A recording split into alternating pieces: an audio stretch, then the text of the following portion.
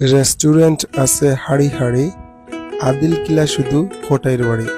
4টা পেঁয়াজি, একটা ডিম আর অতখান খিচুড়ি, আমরা 250 টাকা লইলাম। আমার প্রশ্নটা হইল গিয়ে এই দুশ্মন বাইরে গেছে, বাইরে বা আমরা তো চাঁদাবাজি করলাম না, আমরা 10টা পাইয়ে এখানে ব্যবসা করছি। আমরা শিল্পী মানুষ, আমরা এখানে আপনারা 2-4 জন মানুষের সিলেট বাসীর কাছে নষ্ট করা। আসলে কোটাইবার রেস্টুরেন্টে আসলে যে ব্যবহারটা পাইলাম, খুবই খারাপ একটা আচরণ পাইলাম। ওনার রিসিপশনে যে ম্যাডাম আছে, মহিলা আছে, আমাকে উনি একটা বিয়াদব বলতে আমি একটা ভিডিও তৈরি করার গেছিলাম।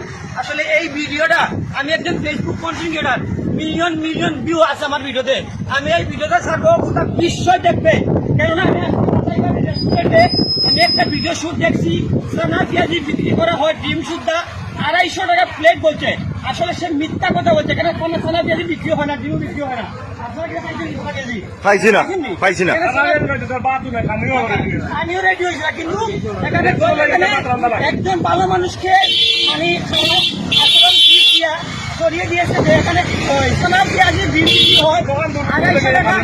250 টাকা আমি আইসি ভাত রান্ধবো, রান্না লাগবো আমার লাগে, তো ওই রান্না লাগবো আলাদা চাইলে আমি খাই চলি এখন যাওয়া লাগে। 250 টাকা প্লেট বলছে, কিন্তু এই ভিডিওটা করে দিয়া রিসিপশনের মহিলা এবং কি এখানে যে ছেলেরা থাকে ওরা আমাদের গায়ে হাত দিয়েছে, এবং কি রিসিপশনের মহিলা বলছে আমরা বিয়াদব, কিন্তু আমাদের কি অপরাধ হয়েছে?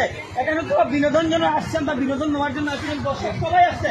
এখানে কোনো সোনা কিনে বিক্রি হয়নি, পাঁচ পর্যন্ত বিক্রি হয় না। বিক্রি হয় আপনি অর্ডার দিবেন, আপনাকে রান্ধিয়ে খাওয়ানো হবে, এটা ঠিক, কিন্তু সোনাবাজি বিক্রি হয় না। এই ভিডিও করে দিয়ে আমাকে বিয়াদব করছে রিসিপশনে।